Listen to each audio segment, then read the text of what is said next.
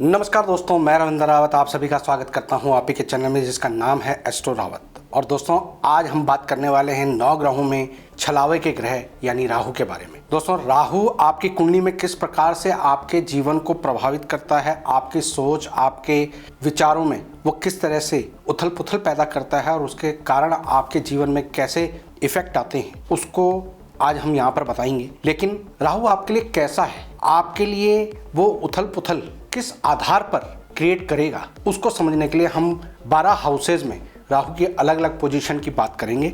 ये हमारी सीरीज चल रही है 9 ग्रहों के 12 हाउसेज में इफेक्ट के ऊपर, जिसमें आज हम राहु के ऊपर चर्चा करेंगे। दोस्तों, राहु आपकी कुंडली में कैसा फल देने वाला है, कितना अच्छा है, कितना बुरा है, उसको समझने के लिए उसकी थोड़ी सी बेसिक ग्रामर समझने की जरूरत है। राहु एक छलावे के ग्रह हैं, छाया इनको बोला गया है। सूर्य और शनि प्रकाश और अंधकार हैं, उनके बीच में, उनके मध्य में परछाई बनती है, छाया बनती है, जो इन दोनों को जोड़ती है वो है राहु। राहु आपके दिमाग के विचार, आइडियाज, क्रिएटिविटी को रिप्रेजेंट करता है और यही राहु किसी भी चीज के खुलासे को रिप्रेजेंट करता है। राहु अल्ट्रा वायलेट रेज है। अल्ट्रा वायलेट रेज जैसे यूज होती हैं एक्सरे में। एक्सरे में आप अल्ट्रा वायलेट रेज के थ्रू बॉडी को बिना चीर फाड़ करे पूरा एक्सप्लोर कर लेते हो। इसी प्रकार से राहु खुलासे का कारक है और हमारे समाज में जो खुफिया पुलिस है, जो पुलिस महकमा है, जो हर चीज को खुलासा करता है, कोई भी क्राइम हुआ है उसको खोल के रख देता है, तो पुलिस भी राहु के अंडर में आती है। खुफिया पुलिस, जासूसी। राहु इनोवेशन है। जैसे विचारों की कोई लिमिट नहीं होती, वो कहीं पे भी पहुंच सकते हैं। जहां ना पहुंचे रवि वहां पहुंचे कवि। तो इसी प्रकार से राहु इनोवेशन करता है आपके आइडियाज में, आपके सोच में, आपके क्रिएटिविटी में। आज के समय पर एआई, मल्टीमीडिया, सोशल मीडिया, ये सब कुछ राहु के अंडर में। राहु बिजली है जो सूर्य के प्रकाश की तरह कंटिन्यूटी नहीं रखती, लेकिन अचानक गिरती है और सब कुछ तहस नहस कर देती है, लेकिन उसके अंदर बहुत बड़ी ताकत होती है। तो राहु वही अचानक गिरने वाली बिजली है। राहु को पावर हाउस भी बोला गया है और राहु ही अचानक यानी सरप्राइजेस को भी रिप्रेजेंट करता है। जो भी घटना बड़ी फास्ट अवस्था में होती है उसको राहु कहा गया है। तो फास्ट यानी किसी भी चीज की तेजी, ये राहु रिप्रेजेंट करता है। जब किसी इंसान के अंदर तेजी आती है तो वो इम्पेशेंट भी हो जाता है, उसके अंदर धैर्य की कमी हो जाती है, इसलिए राहु अधीर भी होता है, उसके अंदर पेशेंस की कमी होती है। राहु हर चीज को कई गुना बढ़ा देता है, इसीलिए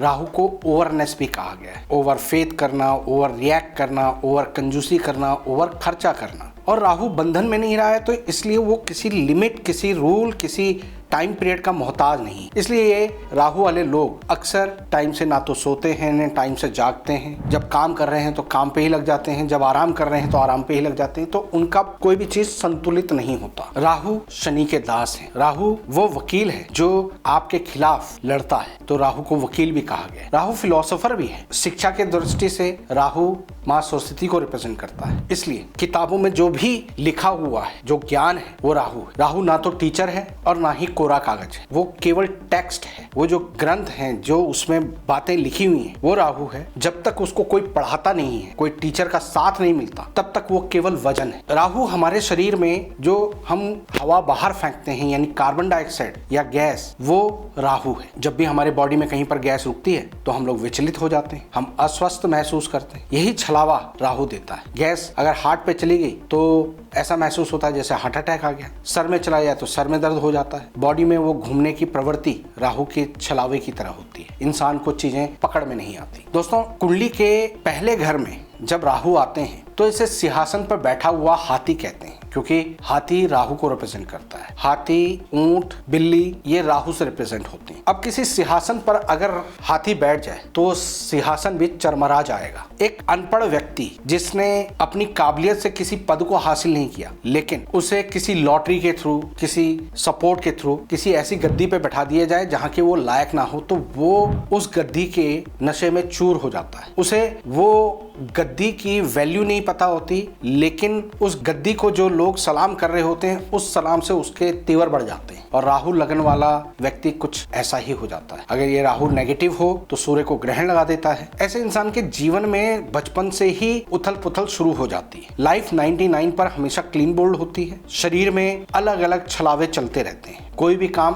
पहली बारी में नहीं बनता। पहला घर सूर्य का है, सूर्य को ये ग्रहण लगा रहा है, यानी ऐसे लोगों को नाम शोहरत मिलने में दिक्कत आती है और लांछन भी बहुत लगते हैं। सूर्य और मंगल ये दोनों आपस में मिलते हैं तो अंगारक योग बनाते हैं और राहु का प्रभाव मंगल पे है। मंगल को महावत कहा गया है और राहु हाथी है। अब हाथी महावत के ऊपर बैठ गया है, ऐसे में अब ये राहु बेकाबू हो जाता है। अगर इस राहु ने अपनी नेगेटिविटी दिखानी शुरू कर दी तो इंसान के कोई भी काम शुरुआत तो हो जाती है लेकिन अंत तक नहीं पहुंच पाते। ऐसा इंसान झूठ बड़ी सफाई से बोलता है। अगर ये राहु यहाँ पर पॉजिटिव हो जाए तो इंसान क्रिएटिव होता है, पॉलिटिक्स में बहुत अच्छी पकड़ बनाता है, बहुत अच्छा वक्ता होता है, दूसरों को कन्विंस करने की उसकी गजब की पावर होती है। और ऐसे लोगों को बिल्ली बहुत सूट करती है। बिल्ली की जेर पास रखना इनको मालो माल कर देता है। राहु पहले वाले को उपाय के तौर पर हमेशा चांदी की चेन में चांदी का चौकोर टुकड़ा कुंडा लगाकर गले में पहनना चाहिए। जब भी बिल्ली रास्ता काटे तो इनको अपना काम शुरू नहीं करना चाहिए। कोई छींके तो इनके लिए अशुभ होता है, लेकिन बिल्ली की जेर नारंगी रंग के कपड़े में अपने लॉकर में रखना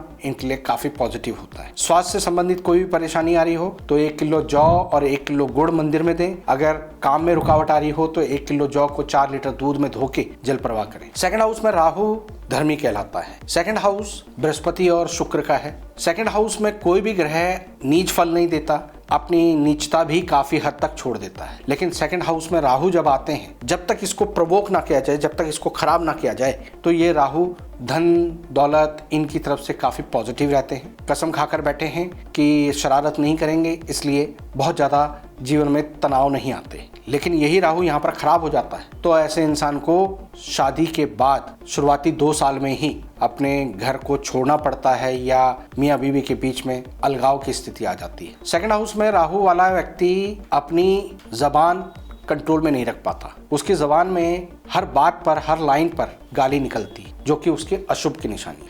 लेकिन अगर ऐसा इंसान थोड़ा सा उसकी जबान साफ नहीं है, गाली वाली नहीं देता है, लेकिन बड़ी फास्ट बोलता है, तो ये दोष यहाँ पर कंट्रोल हो जाता है। ऐसे लोग धर्म के स्थान पर जितना जाते हैं उतना राहु और बृहस्पति का मेल होता है और उससे नुकसान होता है। लेकिन धर्म के नाम पर ये किसी भी धर्म स्थान पर जाकर सफाई करें या जो सफाई कर्मचारी हैं उनको किसी न किसी रूप से मदद करते रहें तो इनका ये राहु काफ़ी हद तक पॉजिटिव हो जाता है। अगर ससुराल के साथ परेशानी से बचना हो तो एक चांदी की ठोस गोली को कुंडा लगाकर गले में पहने। ऐसे लोगों को धर्म स्थान पर सफाई का सामान जैसे हारपिक, झाड़ू, पोछा ये चीजें दान करनी चाहिए और स्नान के पानी में कच्चा दूध मिलाकर स्नान करना चाहिए। दोस्तों, थर्ड हाउस में राहु, जिसको तारे राहु उसको कौन मारे, ये बंदूक लिए हुए पहरेदार की तरह होता है। ये हर तरह से पॉजिटिव यहाँ पर रहता है। इसको उच्च का भी कहा जाता है। सोशल मीडिया, सोशल कनेक्शंस, इनके दम पर ये इंसान बहुत तरक्की करता है। ऐसे लोगों के छोटे भाई बहन या तो नहीं होते हैं या होते भी हैं तो उनका कोई सुख नहीं मिल पाता। अपने सोशल कनेक्शन के कारण ये लोग बहुत राइज करते हैं। अच्छा, इनके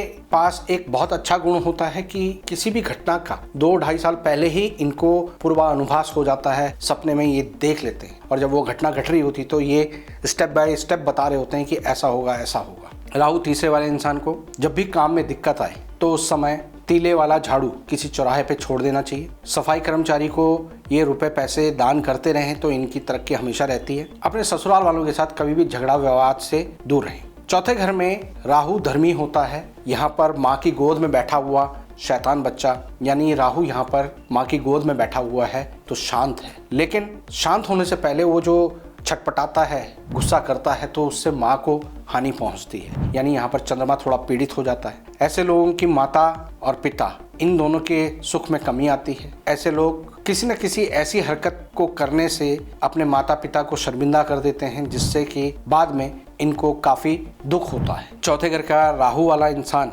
अगर घर में तोड़फोड़ करवाता है, खासकर टॉयलेट, सीढ़ी, छत छिड़वाता है, तब उसको मुसीबत आती है। पूरा मकान तोड़ के बनाए तो कोई दिक्कत नहीं होती। ऐसे लोग अपने माता पिता से दूर रहते हैं, हॉस्टल में रहते हैं या दूर नौकरी करने के लिए जाते हैं तो ये भी तरक्की करते हैं और इनके माता पिता को भी राहत रहती है। ऐसे इंसान को अपने घर की दहलीज की हमेशा सेवा करनी चाहिए, पूजा करनी चाहिए। अपनी दहलीज साफ रखें। 400 ग्राम साबुत धनिया जल प्रवाह करें जब भी कोई मुसीबत पड़े उस समय पर। और अगर कोई कानूनी अड़चन आ रही है तो 400 ग्राम कच्चा कोयला 4 दिन जल प्रवाह करना है, अगले दिन 400 ग्राम दूध जल प्रवाह करें तो इनको कानूनी अड़चनों से राहत मिलती है। दोस्तों, 5वें घर में राहु ये शिक्षा पर अक्सर दिक्कत करता है। ऐसे लोगों की शिक्षा या तो रुक जाती है और किसी तरह से पूरी हो जाए तो उस शिक्षा का यूज ये अपने कार्य क्षेत्र में कम कर पाते हैं, इनकी लाइन चेंज हो जाती है। ऐसे लोगों की कैचिंग पावर बहुत स्ट्रांग होती है, ये देखकर बहुत जल्दी किसी भी चीज को कैच कर लेते हैं। लेकिन पेट से संबंधित परेशानी इनको अक्सर परेशानी देती है।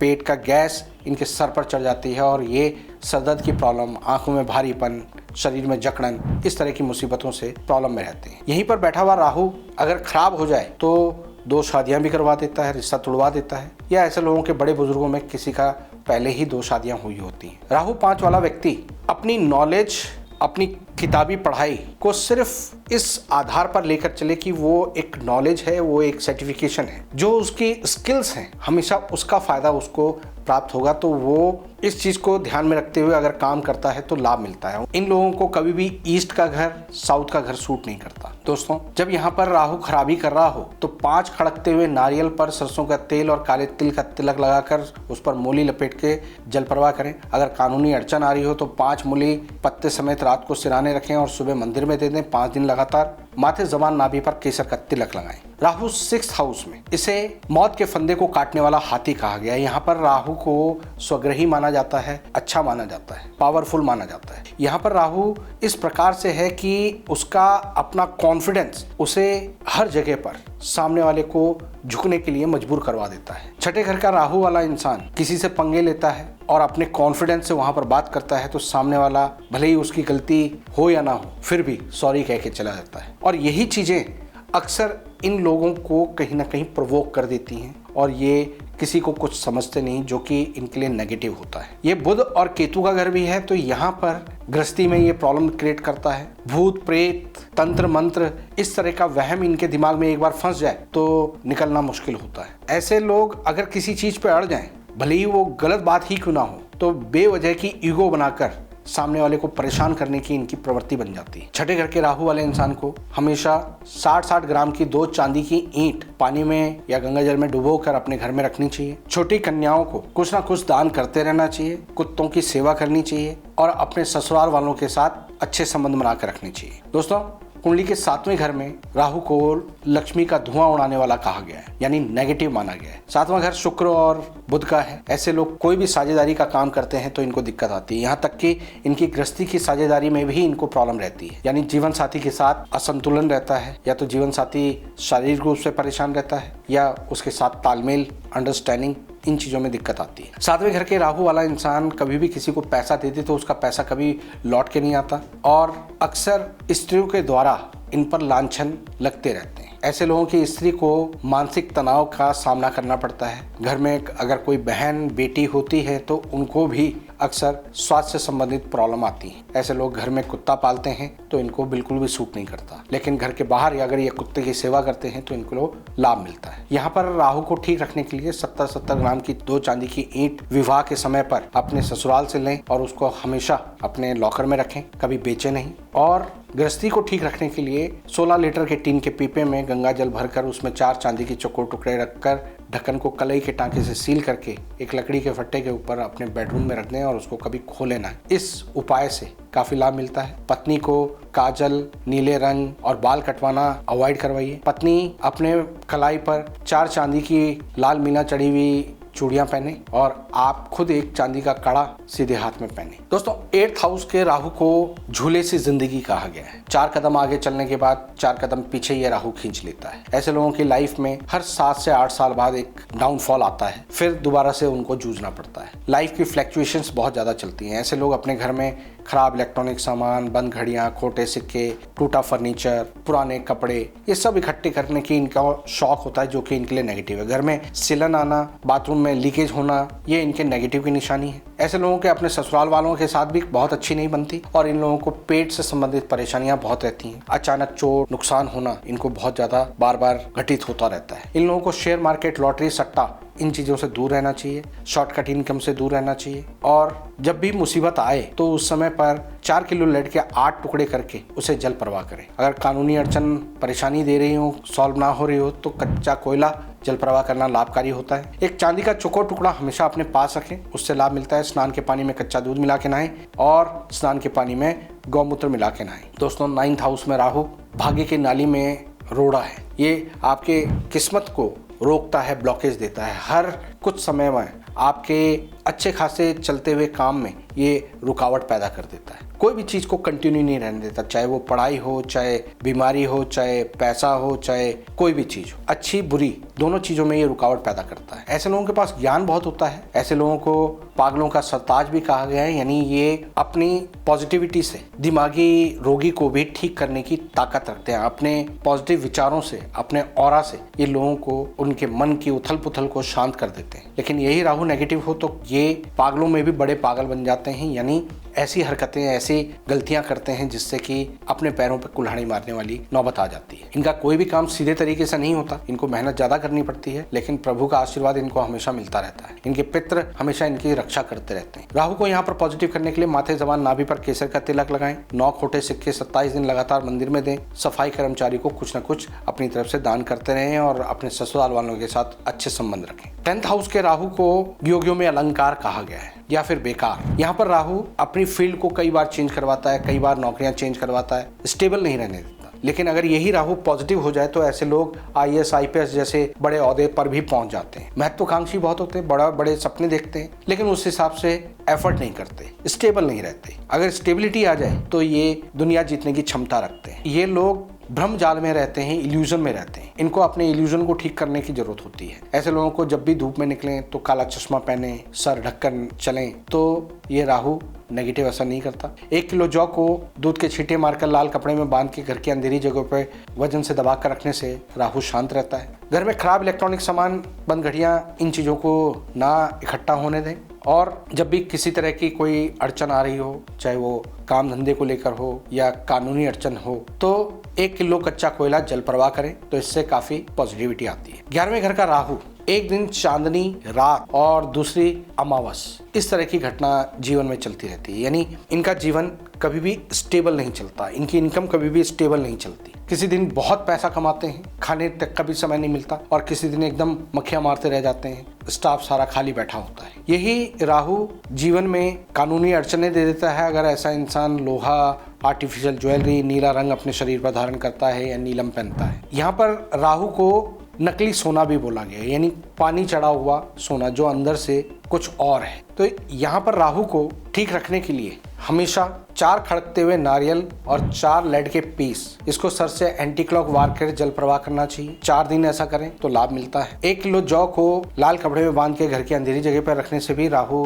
यहाँ पर शांत रहता है। अपने रीति रिवाजों को फॉलो करें, अपने पितरों को याद करें और जो पुराने रिचुअल्स हैं उनको हमेशा फॉलो करता रहे, तो ये राहु हमेशा पॉजिटिव रहता है। और राहु के नेगेटिव होने पर ऐसा इंसान अपने धर्म तक को भी चेंज कर देता है। दोस्तों, 12वें घर का राहु, इसे शेख चिल्ली कहा गया है। कल्पनाओं में जीने वाला, बड़े बड़े सपने देखने वाला, रात की नींद डिस्टर्ब होना, अपने ही ख्वाबों में और अपने ही इल्यूजन में जीने वाला इंसान, शॉर्टकट इनकम कमाने की हमेशा इनको चिंता रहती है। अगर ये लोग किसी क्रिएटिव काम में काम करें या जहां ये पैदा हुए हैं उससे विपरीत समय के अनुसार, जैसे इंडिया में पैदा हुए हैं और ये वेस्टर्न कंट्रीज में कहीं पर चले जाते हैं, तो समय उल्टा होने के कारण इनका यही राहु इनके लिए काफी पॉजिटिव हो जाता है। राहु 12 वाला इंसान अक्सर नींद को डिस्टर्ब करता है, ससुराल वालों के साथ नहीं बनती इन लोगों की, और ये दूसरों को बहुत तुच्छ समझते हैं, जो इनकी सबसे बड़ी कमी होती है। क्रिएटिव होते हैं लेकिन रात भर सोचने के कारण इनको लगभग सुबह 3-4 बजे तक तो नींद ही नहीं आती और फिर देर तक ये उठ नहीं पाते, जिसके कारण